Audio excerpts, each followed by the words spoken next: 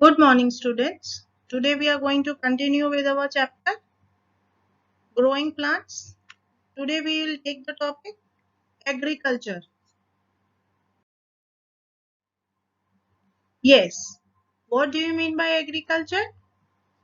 In agriculture, generally, when we say we assume that it is only farming related to crops and all. But agriculture as a whole includes both the cultivation of crops as well as rearing of animals also. Animals can be the domestic animals as well as microorganisms also. But here in this chapter, we will take only the agriculture of crops. We will see that what all is done for agriculture. Now, first of all, why we do agriculture? Agriculture is generally done for the mass production of plants for the food and other purposes. What are the other purposes that we have studied earlier?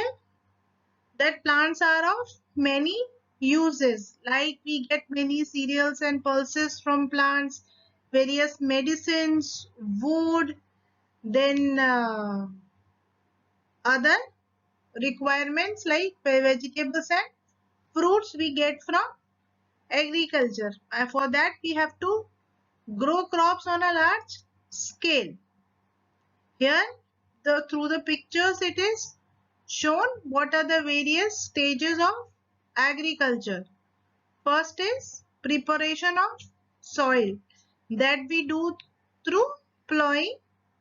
Then we sow seeds onto the ground. Then we add manures and fertilizers to increase the fertility of the soil. Then irrigation is done. Irrigation is supplying required amount of water for the crops. Weeding. Weeding is removing unwanted grass from the crops so that it doesn't take away the fertility of the soil. Then harvesting. Harvesting is picking up the fully grown crop from the grounds.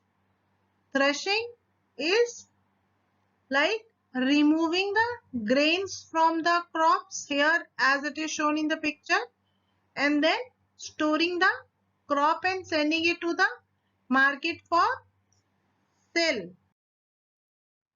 Now we will study step by step all the activities required for the agriculture. In the previous picture we have seen loosening of the soil. Loosening is of the soil, why it is required? When the soil is tightly packed, it will not be able to have sufficient air and water into it for proper growth of the seeds. As we have studied earlier in this chapter, that for proper growth of the seed, it requires air, water, nutrient and sunlight. If the soil is very tightly packed, even the sunlight will not be able to reach to the seed. That is why loosening of soil is required, and we do it through plowing. Then adding manure. Manuring is when we add new fertility to the soil. And how the fertility of the soil can be increased?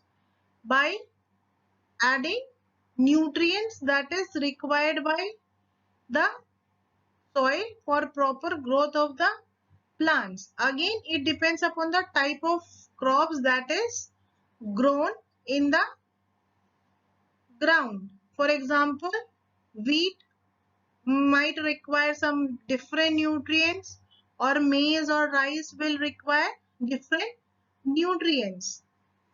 Manures can be of two types. One is animal feces we use as manure, that also contains many nutrients like nitrogen, and other is chemical fertilizers, that is chemicals are added to the soil directly to increase the fertility. Some microorganisms are also found in the soil that increase the soil fertility, that is bacteria and fungi. Once we have loosened the soil, we have added sufficient fertility to the soil according to the crop that we need to grow in the ground. Then we sow the seed into the ground. Seed we have to take of good quality so that we get the good yield from the seeds. Then irrigation. Irrigation is supplying the required amount of water to the ground so that crops can grow easily and a healthy crops can be grown. Again, it depends upon the types of crops. For example, wheat will require less amount of water as compared to the rice, because rice fields need to be flooded with water so that it can grow properly.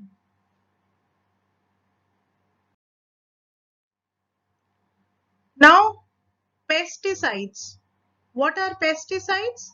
Pesticides are again chemicals that are used to kill pests in the field. Once we have sowed the seed, the plants will start growing, and those plants, when they are very small, they are very delicate also. But in the soil there, as I have told you, many microorganisms are present. They can destroy the crops also, and to avoid that situation, we need to put pesticides, insecticides, herbicides, seeing what kind of organisms are present in the soil, what kind of organisms are actually destroying the crops. Accordingly, we spray some chemicals to kill those animals, and we see that these are not destroying the crops. Then harvesting.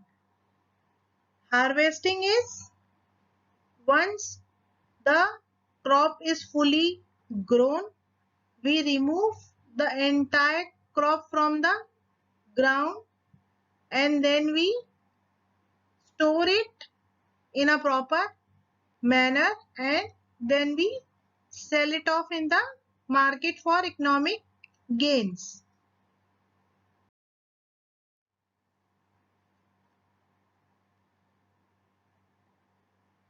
Now, what do you mean by crop?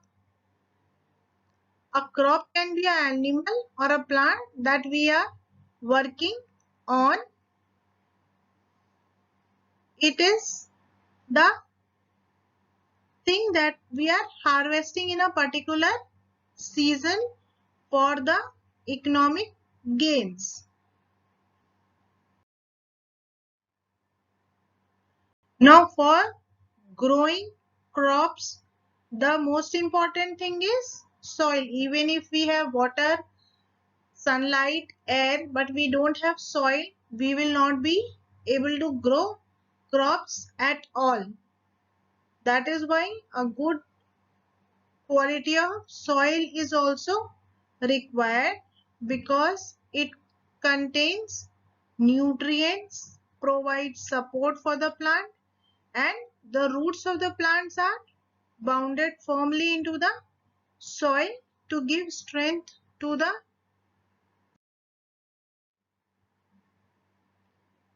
Now, soil texture is also important for the growth of the plant. We have generally three types of soil, that is clay soil, sandy soil, and Loamy soil. Clayey soil is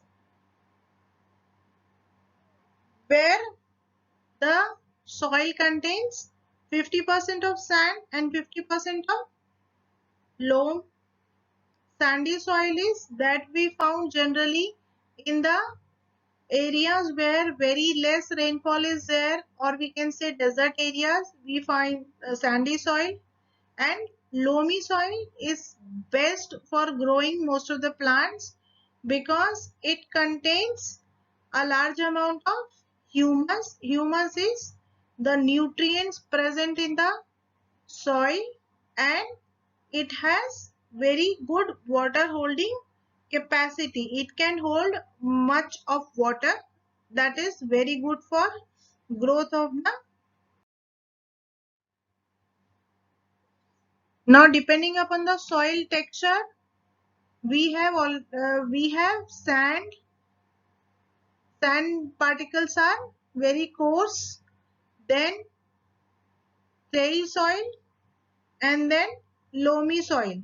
Sandy soil will not absorb any water at all.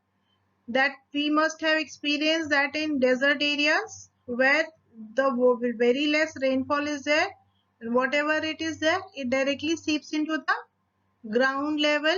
No water is holded by the sand.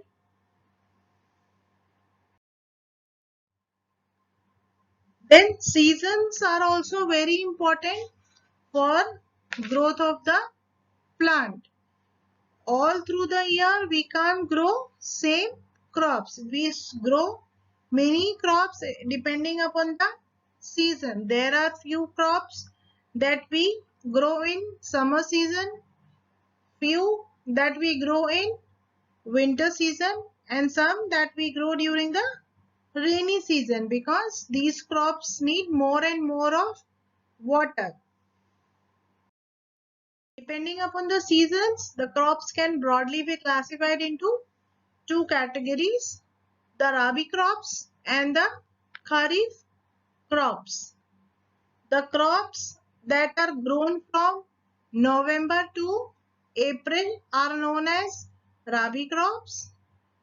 These crops do not depend on the monsoon rains. For example, the examples of Rabi crops are wheat, gram, and pea, and barley. These are the examples of Rabi crops that are grown between the period of November to April. And then the other crops are Kharif crops. The crops that are grown from June to October during the summer season are known as Kharif crops. These crops depend upon the monsoon rain. As they depend on rain, you can see that they must be depending upon the, needing the more and more of water to grow. Examples of Kharif crops are rice, maize, cotton, and groundnut. Now, once we have grown the crops, our crops are standing in the ground.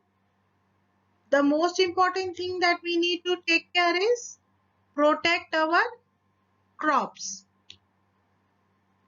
Crop protection is a science that helps in managing the plant diseases, the growth of weeds. Weeds are unwanted plants that grow into the ground and then that damage the crops. The ways in which we can protect our crops are pesticides. We can spray pesticides, herbicides, and insecticides depending upon the type of organisms present in the field. Then next is biological pest control. We can put some other organisms in the crop that will not destroy the crop but that will destroy the other harmful microorganisms destroying our crop. Then the next step is we can put a bird netting covering the whole of the ground. In that way, birds will not destroy our crops. Then scarecrow you must have seen in the field standing in between one raw bamboo with the clothes, that is scarecrow, that is also put in the field to scare the birds. Then biotechnology is a scientific field which approaches for the betterment of the growth of the plant. Now this is a quick summary for the chapter. Plants provide us with food and clothing. Plants can also be used for decoration. Plants are also used as medicine. Now here are three questions A, B and C. Name any 5 uses of plants along with examples that you have to write in your notebook. Name 2 examples of each. Plants use as food. You can name any fruit or vegetables, pulses, cereals, that all you eat. Plants used to make clothes. You can give examples of cotton and linen. Then plants use as medicine. You can give examples as tulsi or cloves. Cloves are also, though they are spices, but they are used as medicines also. Now, for the following statements, you have to write whether the statement is true or false. We get food from plants. Yes, this is true. Plants also provide us with fiber to make clothes. True. Plants do not give us soil. False, because there are plants that give us soil like sesame or then sarson oil, mustard oil we are using, then olive oil we are using.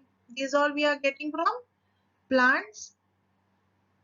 Plants like jasmine and rose are not used to make perfumes. False. Rose is a favorite fragrance that everyone must be liking it. That is also false, because jasmine and rose are used to make perfumes. Thank you children. Here we are done with the first chapter.